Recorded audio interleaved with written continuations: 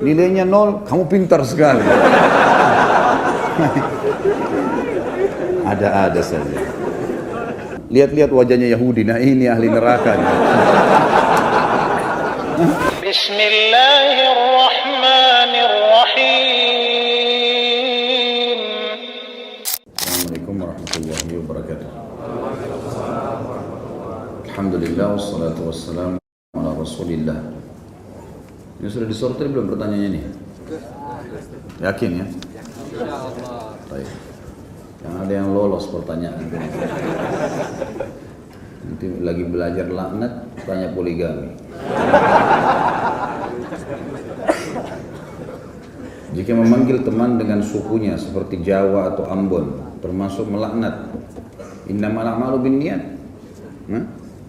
Kalau misalnya teman kita dari Ambon atau dari Jawa atau dari Sulawesi, Bugis, kita mengatakan teman saya ini suku Ambon, teman saya ini dari sana. Niatnya memperkenalkan ke orang tak masalah. Tapi kalau hai Ambon, hai Jawa, hai Bugis, kelihatan orang menghina ya, boleh. Harus dihilangkan teman-teman sekalian. Tradisi-tradisi seperti ini harus dihilangkan. Kalau dia masuk ke laknat bahaya sekali ini, karena masuk dalam dosa besar. Harus tobat nasuha. Jadi sebaiknya dihindari. Dan ini kembali kepada niat seseorang. Saya mencintai Ustaz karena Allah Ta'ala. Ahabbakallah alladhi ahbabtani fi. Berkaitan dengan laknat, bagaimana kalau ada orang lain yang bicara kepada kita dasar Wahabi? Gimana sikap kita? Saya kan sudah bilang tadi. Wa idza khatabahumul jahiluna qalu salam. Kalau diajak ngomong bertengkar sama orang yang dianggap tidak faham, salam, ngomong aja silakan. Ukir kata-katamu sebanyak mungkin. Silakan ngomong. Biarin dia capek ngomong sendiri. Orang kalau tidak dihiraukan capek sendiri nanti. Tak usah dipedulikan. Jadi lebih baik terima transfer pahala. Gratis. Jadi nggak usah dihiraukan. Allahu a'lam ya. Saya ingin bertanya, apakah rumah yang terletak di sudut gang atau yang biasa disebut dengan tusuk sate termasuk rumah yang dilaknat? Karena banyak fakta yang beredar di Indonesia bahwa rumah tusuk sate akan membawa kemudaratan bagi penghuninya, seperti bangkrut, tidak harmonis, rumah tangga sering bertengkar. Karena menurut kepercayaan di Indonesia, rumah tusuk sate itu sebagai tempat berkumpulnya jin-jin jahat. Apakah itu benar, Ustaz? Dan apakah rumah tusuk sate seperti ini pernah ada di zaman Nabi dan sahabat? Ini tidak ada hubungannya sama Islam ini. Ada hubungannya sama Islam ini. Makanya belajar hukum agama. Mau tusuk sate, mau tusuk apa? Rumah dibangun dengan uang halal, mau di ujung gang, mau di samping, mau bentuknya kotak, nggak ada masalah dalam Islam. Sama sekali. Makanya feng shui ini buang di lautan, enggak ada. Kalau masuk ke pintu harus kayunya, nggak boleh ada pintu, nanti ini akan celaka atau segala macam. Itu semua khurafat, nggak ada. Ada beberapa hal yang diingatkan dalam Islam seperti tidak boleh menghadap ke kiblat kalau lagi di kamar kecil, WC. Ada hadis Nabi SAW. Oke, itu lain. Tapi kalau rumahnya nggak ada hubungannya sama sekali. Apalagi dianggap rumah itu kalau rezekinya halal, dibawa uang, pakai uang halal. Mungkin memang bentuknya ngantong tanahnya itu, gitu kan. Kemudian dikatakan tempat jin berkumpul. Nah, walaupun dia di jalan raya, rumahnya besar, mewah harganya, tapi tidak pernah dibaca Quran atau mabuk-mabukan, ya tempat jin jahat berkumpul. Dalam gang orang baca surah Al-Baqarah, zikir, ibadah kepada Allah, tempatnya malaikat. Kan gitu. Jadi ini tidak benar semuanya. Tidak benar. Ini adalah tatayur dalam Islam. Menggantungkan sesuatu pada benda-benda yang tidak ada hubungannya sama sekali dalam panduan syariat. Jadi ini tidak benar. Sama sekali tidak benar. Apalagi kalau mau ditanya apakah ini ada di zaman Nabi sama sahabat, mustahil. Tidak mungkin sama sekali. Bagaimana cara membaca doa yang apa ini?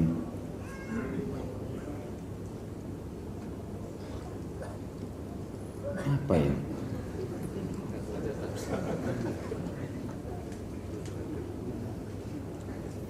Baiklah. Bagaimana cara membaca doa yang diambil dari kutipan-kutipan Al-Quran seperti di buku kumpulan doa? Apakah harus membaca basmalah setiap ganti doa? Apakah hanya cukup setiap membaca basmalah? Kalau kita membaca doa yang kutipannya dari Al-Quran, biasanya kan dia di awal atau pertengahan ayat atau di awal ayat gitu kan. Maka itu kalau kita niatnya baca doa, bukan baca Al-Quran, tidak butuh basmalah. Dia sudah bagian dari doa. Tapi kalau kita niatnya membaca dia adalah bagian dari Al-Quran, baca basmalah, nggak ada masalah. Walaupun sebenarnya teman-teman sekalian, secara global, setiap kegiatan kita, mau berdoa, mau berzikir, mau aktivitas apa saja, mengucapkan nama Allah itu mulia ya. Mulai dengan bismillah. Karena memang kata Nabi SAW, kullu amrin la yubda' fi bismillah fahuwa aqta'. Semua perkara yang tidak dimulai dengan menyebut nama Allah maka terputus dari rahmat. Maka jelas sekali di sini teman-teman sekalian boleh kita mulai dengan basmalah. Tapi kalau secara khusus kita bahas pertanyaan ini, kalau dia anggap itu adalah bagian dari Al-Quran, dia sebaiknya membaca basmalah. Kalau tidak, globalnya doa, maka di awal doa dia mulai dengan tahmid atau basmalah dengan salawat pada Nabi SAW. Kemudian dia mulailah baca. Apakah doa itu tadi kutipan Al-Quran di pertengahan ataupun di awal, sama saja. Tapi basmalahnya karena dia membuka doanya. Kalau dia niat Quran, dia baca karena Al-Qurannya.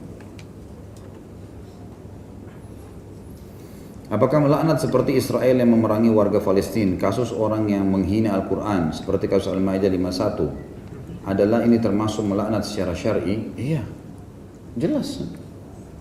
Ini sudah kita rincikan tadi kan? Apa mau tunggu saya bilang yang membaca, yang mengatakan Al-Ma'idah 51 berarti dilaknat? Tidak usah ditunggu itu. Dan tidak butuh penjelasan itu. Karena kan tadi saya bilang ya, kalau orang kafir jelas memerangi muslimin, layak dapat kalimat itu. Layak, perilakunya dan orangnya. Yahudi menjajah, tak usah ditanya masalah itu. Semoga Allah turunkan kekalahan umat mereka, semoga Allah hukum. Semua itu kalimat-kalimat kan doanya kan untuk menghancurkan dunia itu kan terbuka di situ karena memang ada pintu. Sama dengan orang melaknat iblis, ya. Karena Allah melaknatnya memang. Wa inna 'alaika la'nati ila yaumiddin, kata Allah kepada iblis, dan kau akan dapat laknatku sampai hari kiamat. Kata ulama tafsir, setiap saat orang mukmin bisa mengatakan terlaknat, ya. Syaitan-syaitan dan iblis itu. Jadi itu insya Allah masuk di dalamnya syar'i. Bagaimana jika melaknat tidak disebutkan tapi di dalam hati saja? Allahu a'lam. Maksudnya apakah itu laknatnya sah atau tidak? Tetap innamal a'malu binniyat ya. Innamal a'malu binniyat. Jadi Allah lebih tahu niatnya. Apakah kita boleh melaknat seorang yang murtad? Bagaimana sikap kita seharusnya? Apakah boleh mendoakan agar mendapatkan hidayah kembali? Kalau melaknat orang yang melakukan pemurtadan terhadap agama ini sama pencorengan agama sebenarnya, jadi nggak ada masalah. Ya, perilakunya misalnya, individunya pun sebagian ulama mengatakan karena orang yang murtad itu memang dalam agama Islam, sebagaimana sabda Nabi SAW, "Man baddala dinahu faqtuluh." Siapa yang sengaja meninggalkan agamanya, maka hukumnya dibunuh. Dan di sini pemerintah tentunya, bukan individu yang melakukannya. Di sini kalimat boleh dibunuh, berarti memang dia sudah keluar kufur. Dan kufur tadi saya bilang, kalau dia sudah sampai pada pencorengan agama, apalagi kalau ada orang murtad mungkin karena ekonomi, maka itu perilakunya saja yang dilaknat gitu kan. Perilaku murtad ini haram loh dalam agama, ini nggak boleh, nanti kamu masuk neraka, nanti kamu begini, kamu diingatkan, dihardik. Tapi kalau dia murtad kemudian dia memerangi Islam, seperti sekarang lagi ada banyak cuplikan di WhatsApp itu. Orang-orang murtad kemudian mau mengorek-orek ayat Al-Quran, mencari-cari kesalahannya Al-Quran. Padahal sama sekali tidak punya ilmu pengetahuan, gitu kan. Dengan mengatakan Nabi Muhammad SAW itu menikahi mantan anak mantunya. Dari mana ini? Dari mana ini? Tidak ngerti agama. Dia bilang saya dulu orang fanatik Islam sampai 3 anak saya semuanya saya namakan nama-nama Islam. Buktinya Nabi Muhammad itu menikahi anak mantunya, mantan anak mantunya. Dari mana mantan anak mantu? Zaid bin Harithah itu bukan anak Nabi. Seorang hamba sahaya yang Nabi SAW bebaskan. Tapi karena Nabi SAW sayang sama dia, dianggap seperti anak angkat. Bukan anaknya. Jadi istrinya pun bukan mahram bagi Nabi SAW, Zainab binti Jahash. Waktu cerai dengan Zaid, karena bukan anak, tidak ada hubungan darah daging, seorang pegawai, seorang hamba sahaya tadinya, kemudian dibebaskan Nabi SAW, maka anaknya, mantan istrinya jadi bukan mahram memang. Sama dengan pasangan paman kita, ya. Istri paman, itu bukan mahram loh. Karena kalau cerai sama paman kita, itu menikah sama ponakannya ini. Kecuali kalau mantan pasangan ayah kita, ibu kita, itu nggak boleh sama sekali. Dilarang dalam hadis Nabi SAW, dilarang dan diharamkan menikah dengan pasangan orang tua. Dan ada kalau salah di bahasan dosa-dosa besar yang terakhir itu bahasan tentang masalah itu nantinya. Bagaimana sikap kita jika melihat atau mendengar teman keluarga kita melaknat kendaraannya? Bagaimana menasihatinya? Ingatkan kalau itu tidak boleh. Gitu ya. Dan maaf tadi ada juga pertanyaannya, apakah boleh kita meminta hidayah kembali untuknya? Tentu saja. Jauh lebih baik. Tetap teman-teman bahasan saya yang dulu pernah saya jelaskan, kalau kita terzalimi atau terbuka peluang kita untuk mendoakan seseorang tadi, akan ada dua opsi. Kita bisa mendoakan kebaikan buat dia supaya dapat hidayah, orang tidak bayar utang, dia membuat zalim, semoga Allah menyadarkan dia, maka itu boleh, itu positif. Ya. Kalau dia tidak, maaf saya terlupa ini ya. Jadi kalau seandainya kita doakan dia keburukan, kalau kita doakan kebaikan lebih baik. Kalau kita doakan keburukan sementara kita terzalimi boleh juga, tetapi akan selesai hanya sampai situ saja. Saya sudah pernah kasih contoh, misal ada orang menggibah, memfitnah, mengambil hak kita tidak bayar, pernah mencuri. Kita punya hak di sini dua, mendoakan dia keburukan atau kebaikan. Kita bilang ya Allah hukum dia karena dia mencuri barang saya. Ya Allah hukum dia karena dia menggibah saya, dia nggak minta maaf, menyebarin fitnah macam-macam. Boleh. Tapi ini hanya sebatas dendam. Dalam arti kata kalau Allah balas selesai. Tapi kalau kita doakan kebaikan, ini opsi yang lebih baik. Ya Allah berikan dia hidayah, berikan dia petunjuk. Mudah-mudahan dia bisa bayar utangnya, mudah-mudahan dia malah menjadi orang yang beriman, itu malah lebih baik. Jadi kita punya opsi dalam mendoakan di situ. Jadi boleh saja kita doakan orang yang murtad supaya kembali ke agama. Kalau bagaimana sikap kita melihat teman-teman yang melaknat, ya kita nasihati, sama dengan ingkar mungkar secara umum. Itu kan dosa besar ya. Saya telah berikan salam, assalamualaikum warahmatullahi wabarakatuh, akhi. Maaf saya bisa bicara sebentar. Saya dengar dalam ceramah mendoakan sesuatu yang buruk buat diri, buat keluarga, buat harta, buat kendaraan, ini nggak boleh. Dan Imam Madzhabi masukkan dalam dosa besar, gitu kan? Maka ini tidak boleh sama sekali. Sebaiknya jangan diucapkan. Lebih baik ucapkan kalimat yang baik. Kan sudah ada hadits yang menjelaskan ya. Kalau terjadi sesuatu yang kita tidak inginkan dan sudah terjadi, kita mengatakan apa? Qaddarallahu ma syaa fa'al. Allah sudah takdirkan dan Allah inginkan seperti itu. Atau kita ucapkan kalimat istirja. Inna lillahi wa inna ilaihi raji'un. Kami milik Allah, kami akan kembali kepada Allah. Allahumma ajirni fi musibati wa akhlif li khairan minha. Ya Allah gantikan saya tolong saya dalam musibah ini dan gantikan saya yang lebih baik darinya. Adakah ucapan yang diperbolehkan untuk melaknat dengan tujuan mendidik atau memberi pelajaran agar ucapan tersebut dapat masuk ke dalam perasaan orang tadi? Saya tidak jelas seperti apa ini. Ya. Tapi yang jelas kalau kita mau mendidik ya jangan ucapkan kalimat laknat. Tapi kita dalam perilaku boleh ya. Tadi saya sudah kasih contoh. Siswa kita di sekolah nakal sekali, suka buat masalah segala. Kita mengatakan kalau seandainya kau tetap dengan kenakalanmu ini, sifat di sini ya, kenakalanmu ini, nanti kamu bisa dikeluarkan dari sekolah. Ya kan? Kita sedang menyoroti perilakunya, itu lain. Tidak ada hubungannya dengan bahasan kita.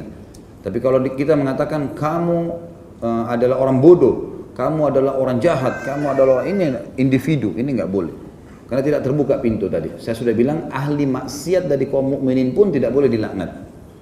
Ya, sebagaimana saya kasih contoh orang yang pernah berzina dirajam lalu ada dilaknat oleh seorang sahabat lalu Nabi SAW melarangnya. Jangan kau melaknatnya. Karena sungguhnya dia mencintai Allah dan Rasulnya. Dia mencintai Allah dan Rasulnya. Ya. Apakah istri yang tidak patuh kepada suami dan suami dalam hati tidak terucap secara lisan, semoga malaikat melaknatmu, apakah berdosa? Tentu saja teman-teman sekalian, lebih baik jangan, hindari, ya hindari. Dan syaitan ini selalu berusaha untuk membuat suami dan istri ini selalu mengucapkan kalimat-kalimat ini, karena ini seperti ranjau-ranjau yang ditaruh oleh syaitan untuk merusak dari dalam. Kalau dari luar dia susah. Makanya seringkali kadang-kadang syaitan membisikkan hal-hal yang terjadi pertengkaran kemudian lalu ucapkan kalimat-kalimat yang tidak baik. Kayaknya kita sudah tidak cocok lagi. Kenapa harus bilang kayaknya kita sudah tidak cocok? Nanti kalau Allah buat betul tidak cocok gimana? Sampai kata Nabi SAW, janganlah seseorang di antara kalian menghardik-hardik istrinya, ya, segala macam kalimat diucapkan sama dia, apalagi sampai memukulnya, kemudian di malam hari dia menggaulinya. Sesuatu yang aib, memalukan buat kita. Untuk apa? Gitu kan? Harus bisa mengontrol, setiap suami, setiap istri harus bisa mengontrolnya. Tapi kalau kita bilang, hati-hati loh, perilakumu ini bisa mendatangkan laknat malaikat. Kan peringatan, lain. Perbuatanmu salah, mendatangkan ini, lain. itu nggak ada masalah. Itu kan boleh seorang suami mengingatkan, hati-hati, meninggalkan ranjang suami kena laknat loh. Begini, kita nasihati, itu nggak ada masalah. Tapi kalau semoga Allah melaknatmu, ini lebih baik jangan, dijauhi ya, karena berbahaya ini. Berbahaya. Kalau pernah kita lakukan teman-teman, saya sudah bilang tadi, perbanyak istighfar kepada Allah SWT, semoga Allah angkat itu. Sehingga hilang, ya, hilang, tidak jadi penghalang lagi antara kita dengan pasangan kita atau dengan anak-anak. Apakah diperbolehkan melaknat tetapi saya mengakhiri dengan mengucapkan kecuali ia tidak berhak mendapatkan laknat itu? Sama saja membolehkan ini. Lebih baik jangan. Untuk apa gitu? Nggak usah lah gitu. Nggak usah ya. Karena gini, misal ada orang yang kita anggap ragu orang ini layak atau tidak, tapi saya sudah tadi kasih kaidahnya. Kalau orang mukmin tidak buat dosa, mustahil dosa besar kalau kita laknat. Kalau orang mukmin berbuat dosa juga tidak boleh dilaknat. Yang boleh hanya orang kafir tadi, syaitan. Berarti sudah ada kerangkanya ya, mana yang boleh, mana yang tidak boleh. Jadi kalau antum mengucapkan, ya Allah saya melaknatnya kecuali kalau dia tidak layak. Ini perlu, berarti kita keluar dari kerangka tadi itu. Karena sudah ada kerangka, orang mukmin tidak bisa dilaknat. Jadi kalau kita sedang berhadapan orang mukmin tidak bisa kita laknat dia. Kita bisa berdoa agar dimintakan berikan pahala kepada kita, diberikan apa? Balasan, diberikan hukuman yang setimpal dengan perbuatannya ya Allah, itu adalah hal-hal yang boleh-boleh saja. Bagaimana jika kita berdoa memohon diwafatkan di depan Ka'bah? Saya tidak pernah dapatkan ada riwayat berhubungan dengan masalah itu ya. Tapi mungkin orang bisa mengatakan, ya Allah wafatkanlah aku dalam keadaan Islam ya. Karena ada memang dalam doa tawaffani muslimi wa tawaffani musliman, itu kan ada dalam ayat Al-Qur'an ini. Itu tidak ada masalah. Kalau kita meminta lebih bagus global, ya Allah wafatkan aku dalam husnul khatimah. Nanti Allah mau di depan Ka'bah kah, mau di atas ranjang kah, mau di mana, kita nggak tahu gitu kan. Yang jelas itu insya Allah lebih baik kita minta secara global. Karena ya Allah matikan saya depan Ka'bah. Saya pribadi ya, sebatas ilmu saya tidak pernah temukan ada lafaz para sahabat, para tabi'in minta ini. Tapi minta mati di medan perang, ya, berjihad, ada. Minta ditutup dengan husnul khatimah, ada, gitu ya. Itu ada. Minta nanti kalau mati, setelah mati bersama Rasulullah SAW di surga, ada. Itu semuanya boleh saja. Bagaimana hukumnya kita berkata, ya, namanya mobil tua, jadi sering mogok. Ya, datangnya dulu ke gubuk saya. Datanglah dulu ke gubuk saya, padahal rumahnya mewah atau lumayan. Seperti rendah diri, apakah termasuk melaknat? Masuk melaknat. Lebih baik jangan. Gitu. Datang aja ke rumah saya ya, sudah selesai. Untuk apa datang ke gubuk saya ya? Baru mau dianggap itu merendah? Kira-kira niatnya merendah atau enggak tuh? Kalau saya lihat bukan merendah. Karena dia mau buat nanti temannya pada saat datang kaget, kamu bilang gubuk ternyata. Benar nggak? Nah, iya. Nggak usah. Silakan datang ke rumah. Yang gini loh, yang terang-terang saja, yang pasti-pasti aja. Main ke rumah ya. Sunnah Rasulullah ziarah ke rumah saudara Muslim. Selesai. Nggak usah bilang gubuk saya. Atau ada juga orang gubuk datang ke rumah mewah saya dibalik. Untuk apa nih rekayasa kata-kata begini? Orang mukmin itu jelas teman-teman, apa yang dilihat itulah dia. Perkataan yang diucapkan ya itulah. Sudah selesai, itu begitu. Orang mukmin tidak ada yang tersembunyi. Semuanya jelas bagi dia. Halal halal, haram haram. Jujur, ya kan? Tidak ada kata-kata buruk buat dia, tidak ada kedustaan, tidak ada ini semuanya. Orang mukmin begitu, transparan semua jelas. Kapan kita menggunakan kata laknatullah? Tadi kita sudah jelaskan ini. Mana ustaz-ustaz ini? Kapan kita ucapkan kalimat laknat? Sama siapa bolehnya? Orang kafir yang menyakiti muslimin, jangan salah. Bukan semua orang kafir. Atau orang yang dasarnya murtad tadi, kemudian memang memerangi kaum muslimin, syaitan dan kelompoknya iblis, itu berarti bisa kita ucapkan kan? Laknat Allah kepada iblis, laknat Allah kepada syaitan. Dan apakah kata-kata laknat itu bisa menyebabkan penyakit seperti penyakit ain? Bisa segala macam datang dengan kalimat laknat. Karena laknat tadi judul global dari semua perkataan buruk atau permintaan buruk. Bisa mendatangkan apa saja. Kan gitu. Semoga Allah hancurkan. Kalau tidak layak, kembali ke pengucapnya kan. Semoga Allah membinasakan. Semoga Allah begini kan. Kembali ke dia semua. Kalau orang itu tidak layak. Kalaupun layak, Misalnya kalau dia layak, misal memang dia dasar berbuat satu perbuatan dan memang Allah memang menghukumnya dengan itu, tapi ini adalah orang mukmin karena perbuatan dosanya tadi Allah memang dasarnya hukum dengan perilaku itu perbuatannya dia, tetap yang mengucapkan dapat laknat, dosa laknat, dosa besar karena dia melaknat. Nah saya sudah bilang tadi, celahnya untuk orang beriman tidak ada. Termasuk usatul mukminin, orang mukmin yang berdosa tidak boleh dilaknat. Bagaimana jika orang yang berkata buruk kepada anaknya sendiri dan terlalu sering karena anak bandel atau bodoh dalam pelajaran, apakah anak itu termasuk kena laknat? Bagaimana solusinya agar ibu saya tidak melakukan itu? Tentu saja, ini yang kita bilang ya, kata-kata orang tua kepada anaknya, pasangan hidup kepada pasangannya, atau anak kepada orang tuanya malah, gitu kan? Kamu ini sudah tua sekali, ibu ini cuma mengganggu saya. Semua itu kata-kata yang tidak boleh semuanya.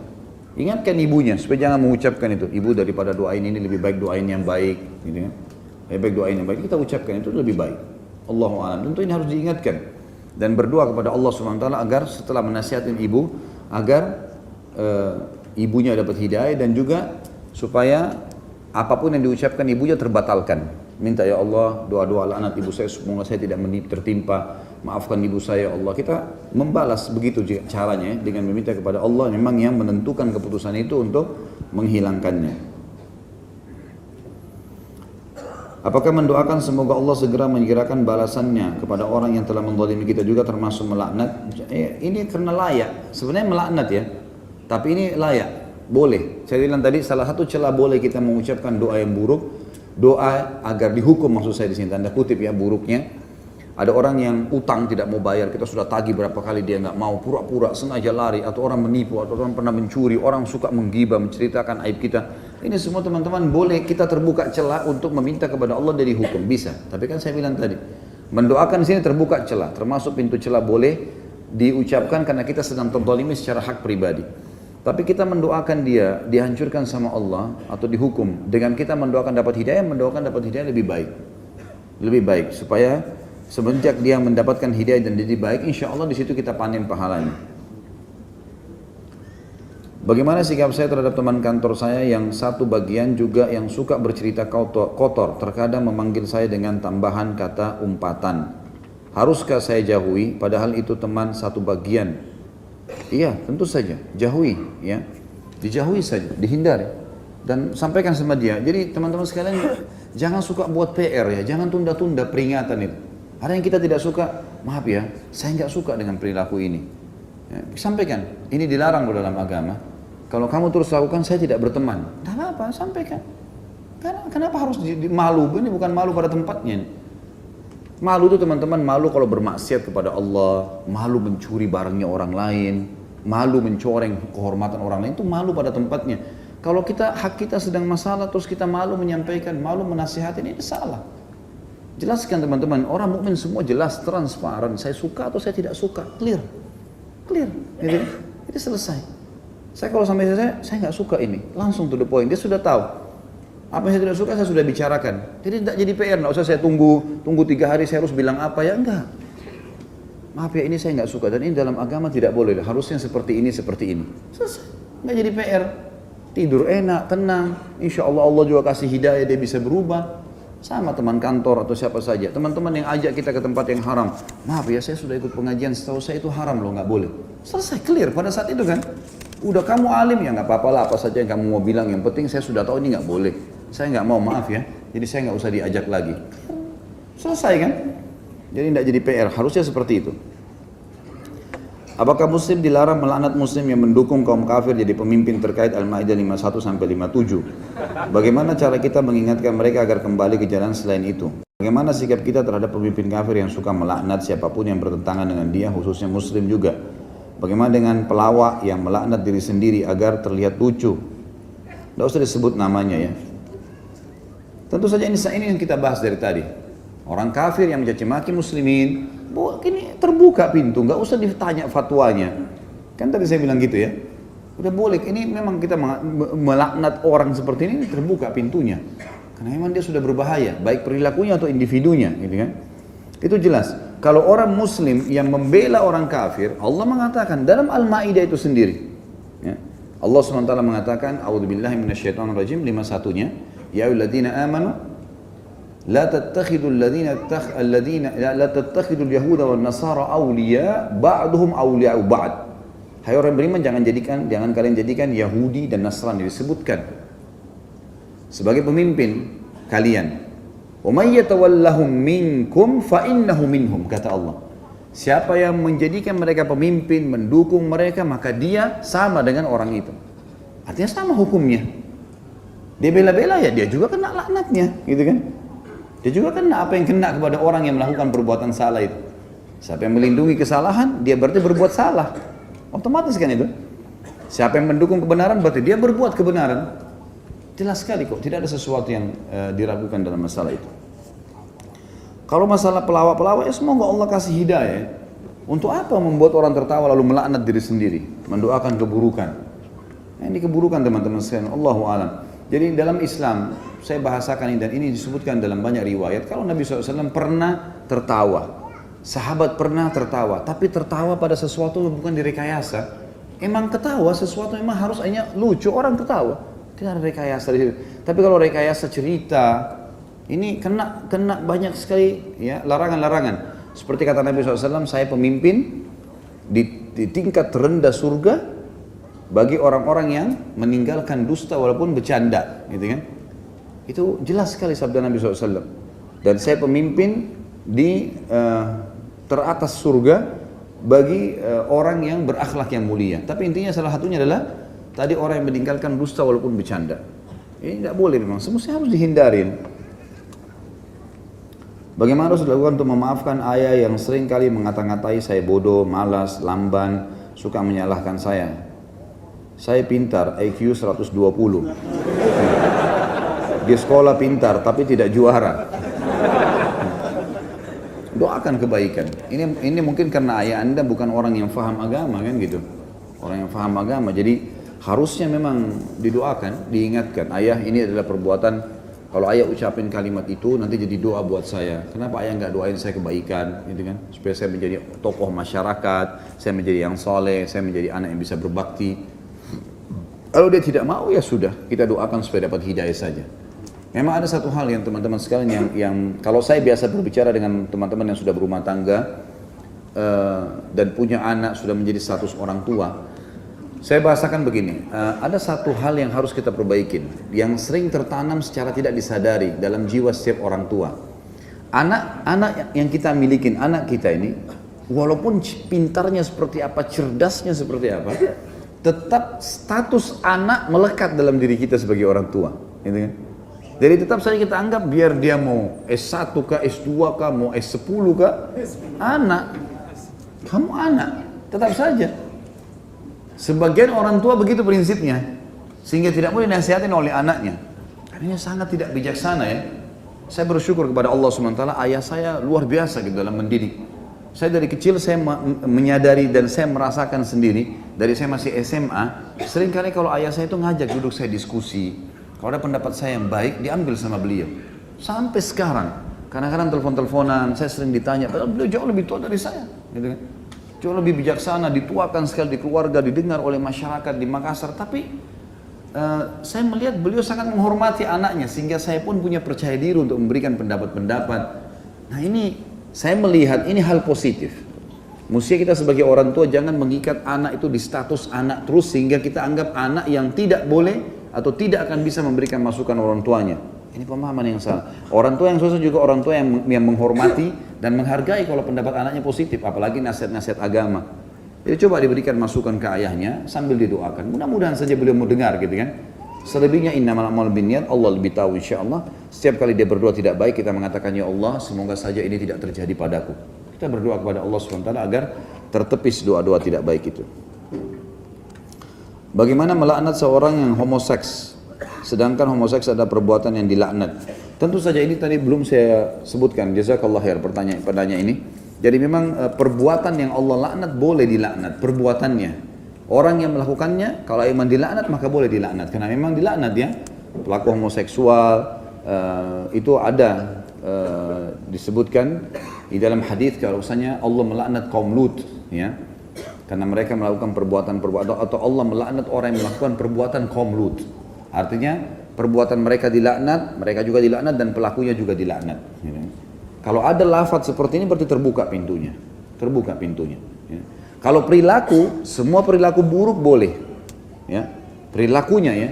Kalau individunya butuh dalil yang menjelaskan bahwasanya memang boleh dia dilaknat. Yang jelas sudah pernah kita jelaskan masalah homoseksual ya teman-teman sekalian, ini manusia-manusia yang berpenyakitan, nggak boleh dipelihara di masyarakat. Harus ini diperbaikin, diobatin. Pemerintah harus menyiapkan buat mereka tempat khusus untuk terapi, nggak boleh dibiarkan. Jangan malah diorbit, dijadikan sebagai pelawak, dijadikan sebagai tokoh masyarakat, dibiarkan demo, dijadikan bahan olok-olokan. Ini semua nggak boleh. Ini nggak boleh. Nabi SAW pernah melihat orang seperti ini, banci ini di Madinah. Waktu itu Nabi SAW cuma dengar suaranya mendekati suara perempuan. Dan dia bercerita kepada seorang sahabat, nanti kalau Nabi membuka kota Taif, saya akan tunjukkan kamu perempuan yang gemuk, badannya seperti ini. Karena dia pernah melihat perempuan itu. Dia suka sama sahabat laki-laki itu untuk mengambil hatinya. Maka Nabi SAW mengatakan apa? Keluarkan orangnya dari Madinah, nggak boleh masuk sampai dia sembuh. Ini penyakit ini, nggak bisa. Harus dihilangkan ini. Terkadang jika di jalan sering ada pengendara yang ugal-ugalan, saya suka mengatakan itu orang pintar sekali. Atau saat di kelas ada anak yang mendapat nilai buruk, lalu saya mengatakan, kamu pintar ya? Dengan niatan memberi motivasi, apakah hal itu dibolehkan? Motivasi dari mana? Gimana caranya orang bodoh yang bilang kamu pintar sekali? Akhirnya dianggap perbuatannya nggak salah. Keliru ini. Ini salah, jangan dipakai ini cara. Jelas-jelas salah ini. Jangan dipakai teman-teman sekalian. Dia salah nilainya, nak belajar yang benar ya. Semoga Allah jadikan kau orang pintar. Ada kata-kata yang lain yang bagus kan. Nilainya 0, kamu pintar sekali.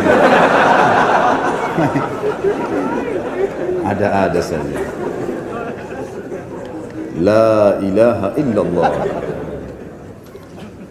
Saya mempunyai saudari di Raqqa, Syria, tergabung bersama suami dan anaknya di Daulah Islamiyah. Mereka berjihad memerangi kaum Rafidah Syiah dan tentara kafir yang membantu. Apakah melaknat Daulah Islamiyah Khawarij termasuk dalam dosa ini? Karena ada beberapa muslim yang melaknatnya.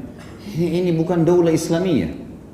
Dari mana? Ini mereka yang menamakan dirinya Daulah Islamiyah ini. Dari mana teman-teman Daulah Islamiyah ini? Antum baca kembali, baca riwayatnya, siapa itu Abu Bakar pimpinannya itu. Baca semua riwayat, siapa kepala-kepala panglima perangnya, intelijen yang bergabung di dalam. Ini semuanya hal-hal yang perlu dibaca kaum muslimin. Anak muda harus paham ini, tidak boleh terpengaruh dengan emosional saja. Pengakuan mereka tentang itu, dan baca fatwa-fatwa ulama tentang mereka. Tidak ada satupun di antara ulama yang mu'tabarah, yang bisa dikeluarkan, yang mengatakan mereka itu boleh, gitu kan? Tentu saya tidak mengatakan laknat mereka, jangan melaknat teman-teman, doakan kebaikan supaya Allah kasih hidayah. Supaya Allah kasih hidayah. Ya Allah berikan hidayah, karena teman-teman kita ini sedang salah, sedang keliru. Karena banyak anak muda yang semangat, lalu kemudian mereka salah dalam melangkah, gitu kan. Allah alam, saya pribadi tidak melihat untuk melaknatnya. Jangan melaknat, tapi doakan kebaikan. Lebih baik seperti itu. Tapi pengakuan terhadap ini adalah Daulah Islamiyah yang harus didukung sekarang ini. Tidak ada fatwa ulama berhubungan dengan masalah. Malah ulama meluruskan, mengingatkan agar anak muda jangan terjerumus dan masuk dengan mereka itu. Jelang pilkada banyak pendapat ulama yang menyelisihi Al-Quran dan Sunnah. Alhasil banyak dari kita yang terpancing melaknat ulama di media sosial. Contoh, pendapat ulama tersebut lebih baik memilih pemimpin kafir daripada pemimpin muslim tapi zalim. Mohon penjelasannya Ustaz. Laknat seperti apa dulu ya? Kalau antum laknat perbuatannya tetap boleh di sini ya. Misal ada seorang yang mengaku sebagai seorang muslim, lalu dia mengatakan kayak kalimat tadi. Kalimat ini kalimat yang fasik ini. Kalimat buruk ya. Pemimpin non muslim lebih baik daripada yang adil, yang baik, yang pintar lebih baik daripada muslim yang bobrok. Pastilah iya benar, gitu kan? Kalau misalnya ada orang kafir baik akhlaknya dengan muslim yang buruk akhlaknya, kalau secara global dinilai ini memang lebih baik. Tapi bicara masalah kepemimpinan bukan berarti terbuka pintu pimpin bagi orang kafir itu. Karena jelas Al-Quran melarang secara mutlak, tidak ada celahnya. Di wilayah muslim pemimpin non-muslim, tidak ada celahnya. Mau cari dari mana celahnya ini? Haram hukumnya memilih pemimpin muslim di non-muslim di wilayah muslim. Haram teman-teman sekalian. Allah bilang mereka yang memilihnya sama dengan orang-orang itu. Kan gitu. Berarti sama, dianggap perbuatannya salah, perbuatan kekufuran itu. Nggak boleh itu, gitu kan? Dan pada saat tabligh akbar kemarin kan saya sudah jelaskan, kalau antum baca Al-Maidah jangan cuma 51. Baca 51 sampai 59, kemudian lanjutkan untuk menjelaskan tentang kafiran orang-orang ini. Kita bisa baca juga ayat 70, 72 sampai 75, gitu kan? Kembali ke situ teman-teman, baca, kita akan dapat jawabannya. Nah, kita akan dapat jawabannya, Allahu a'lam. Dan ini yang dikatakan ulama-ulama Islam, ulama dari mana ini? Saya tidak sama sekali saya tidak tahu bagaimana bisa dapat predikat ulama yang mengatakan pemimpin muslim boleh. Dari sisi mana ini? Alimnya dari mana? Itu saya sudah cukup dinilai kalau dia bukan seorang alim. Bahkan tidak layak dikatakan da'i. Gimana caranya dia mengatakan boleh pemimpin non-muslim? Kalau berada di wilayah non-muslim, di Amerika, di Australia, dipilih pemimpin non-muslim yang menjadi pemimpin itu lain. Itu pun ulama mengatakan tidak layak seorang muslim ikut-ikutan mendukung. Gak usah dukung. Udah dia jadi ya sudah. Sesuai dengan hukum Allah kita patuhi, yang tidak kita tolak. Kan begitu saja. Tak usah ikut-ikutan teman-teman sekalian. Bukan zona kita itu. Tak usah terlalu jauh kemana-mana gitu. Saya lihat sekarang banyak orang yang tidak ada urusannya sama sekali. Politik itu teman-teman harus ahlinya yang bicara. Biarkanlah orang-orang itu bicara. Bukan semuanya orang di gang, semuanya orang di masjid bicara masalah itu, tidak. Kalau di masjid kita mengingatkan tentang perilaku orang yang salah, oke. Tapi kalau bawa-bawa partai di masjid, bawa-bawa ini, bawa-bawa itu, politik, untuk apa? Ini tempatnya orang mau tahu hukum halal haramnya Allah ini. Bukan untuk ditunggangi seperti itu. Apalagi datang ngorbit perkataan sana sini, pemimpin non-muslim lebih baik. Ini tidak layak dapat gelar ulama ini. Dari mana? Jelas-jelas Allah mengatakan jangan, dia bilang boleh, nantang Allah ini. Nggak mungkin, kan gitu. Jadi ini bukan ulama gitu. Nah, kita kembali ke tadi. Kalau kita melaknat perbuatannya, ini nggak boleh, terkutuk perbuatan ini, tidak baik dan seterusnya. Perbuatan ini membawa pada kekufuran, perbuatan ini itu lain, boleh. Tapi individu harus kita kembali dulu ke masalah. Kenapa? Kalau dia memang mendukung pemimpin non-muslim, Allah bilang dalam Al-Maidah 51, berarti sama dengan mereka. Kena apa yang dikena orang kafir itu, kan gitu.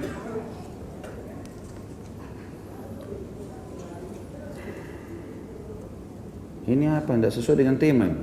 Kenapa dikasih ke sini? Ceritakan sedikit. Ustaz ceritakan sedikit dong tentang perjalanannya kemarin ke 3 masjid besar. Bagaimana kesan-kesannya? Banyak kesannya. Banyak kesannya. Mau jawabannya? Ikut. Berangkat. Untuk apa saya ceritain? Jelas sholat di Masjidil Haram nikmatnya luar biasa. Ibadahnya nyaman, pahalanya besar, uang yang dikeluarkan sedekah. Bertemu dengan saudara-saudara muslim. Itu aja antum jabarin sudah 24 jam kita bisa ngomong masalah ini. Ke Madinah juga sama, ke Aqsa lagi lebih luar biasa. Ya, lihat-lihat wajahnya Yahudi, nah ini ahli neraka. Saya di Masjid Aqsa isi pengajian subuh, jemaah saya kumpulin semua, isi kultum sampai ceramah sampai isyuruk gitu kan. Lalu saya bilang, Bapak Ibu sekalian, kita sekarang berada di wilayah konfliknya muslimin dengan orang kafir. Ini namanya dikenal dengan negeri jihad. Kita sedang masuk ke dalamnya nih. Berarti kita kena hukum ribat. Tahu ribat ya? Ribat itu mengikat diri di perbatasan antara muslim sama kafir. Itu kata Nabi SAW dalam hadis riwayat Imam Muslim, ribatu yawman fi sabilillah khairu minad dunya wa ma fiha. Ribat itu mengikat diri satu hari saja di perbatasan atau di wilayah yang sedang konflik muslim sama kafir. Itu satu hari lebih baik daripada dunia dan seluruh isinya. Pahalanya besar. Lalu saya bilang sama jemaah saya, selain kita niat datangi Masjid Aqsa, niatkan ribat sekalian. Karena orang Palestina semua itu lagi ribat. Setiap saat mereka bisa diserang oleh penjajah, kan gitu. Karena itu sebuah fadilah bisa kita dapatkan. Dan itu pengalaman yang luar biasa. Alhamdulillah saya berangkat beberapa kali itu, saya temukan tidak ada jemaah yang pulang mengatakan, oh Ustaz, agak enak misalnya. Oh luar biasa Ustaz, kapan berangkat lagi ya? Insya Allah saya akan programkan. Ada yang mau buka travel, ada yang mau ini. Banyak pengalaman luar biasa. Susah kita gambarkan ya. Bertemu dengan saudara-saudara muslim Palestina, ada yang ceritakan pengalamannya. Imamnya Masya Allah datang temuin kita. Sampai saya rekam sendiri, saya minta imamnya, salah satu imamnya Syekh Yusuf, saya ngomong sama beliau. Syekh tolong motivasi teman-teman di Indonesia. Nanti insya Allah saya akan kasih teman-teman tim di upload di YouTube. Mungkin sekitar Kultum, di depan Masjid Qubatus Sakhra, saya habis sholat subuh sama beliau, lalu saya bilang, Syekh coba bicara, saya terjemahkan. motivasi mereka. Mulai bermotivasi, datanglah ke sini, tidak ada masalah, di sini tidak ada apa-apa, silahkan datang, pahala besar. Ini adalah masjid bukan orang Arab punya tapi orang muslimin, dan dia nasihatin banyak hal. Alhamdulillah pengalaman, susah untuk digambarkan teman-teman sekalian. Makanya jawaban sederhananya berangkat saja, gitu kan? Insya Allah akan dapat pengalaman yang banyak. Allahu a'lam. Semoga apa yang kita bahas malam ini bermanfaat buat kita semua, dan juga semoga semua dosa yang pernah kita lakukan diganti dengan kemahamurahnya sampai kita menjadi pahala, dan semoga semua amal yang pernah kita kerjakan diterima olehnya, baik yang sudah kita kerjakan ataupun yang belum kita kerjakan di masa depan nanti. Dan semoga semua kalimat laknat, doa-doa yang tidak baik yang pernah kita ucapkan, Allah Subhanahu wa taala mengangkatnya malam ini, terutama yang hadir dalam majlis kita ini, semuanya diangkat oleh Allah Subhanahu wa taala dan akhirnya tidak menjadi penghalang dalam semua kebaikan yang akan kita dapatkan. Dan semoga Allah mendengarkan doa ini. Dan kita mendoakan saudara kita di Palestina, di Syria, di Yaman, di Irak, di Myanmar, di Ahsa, dimanapun mereka berada sedang tertindas, semoga Allah ikhlaskan niat mereka, terima para syuhada mereka, muliakan Islam di tangan mereka dan tangan kita semua, dan semoga Allah partisipasikan kita bersama mereka di pahala baik dengan doa dan hatta juga dengan jiwa kita. Dan semoga Allah mengaruniakan kota Jakarta dan juga seluruh Indonesia pemimpin yang saleh, yang mukmin, yang memang mewarisi tradisi dan kebiasaan Abu Bakar, Umar, Uthman, Ali radhiyallahu anhum ajma'in, menerapkan Islam. Semoga Indonesia menjadi contoh bagi negara-negara Islam yang lain, dan semoga ini adalah awal kebangkitan kaum muslimin dan penyatuan mereka dalam satu saf sehingga agama Allah termenangkan. Dan ya Allah, gabungkanlah kami semua di surga Firdausmu tanpa hisab, sebagaimana Engkau satukan kami di majlis ilmu yang mulia ini. Kalau benar dari Allah, kalau salah dari saya mohon dimaafkan. Subhanakallahumma wa bihamdika asyhadu an la ilaha illallah astaghfirullah wa atubu ilaik. Wassalamualaikum warahmatullahi wabarakatuh.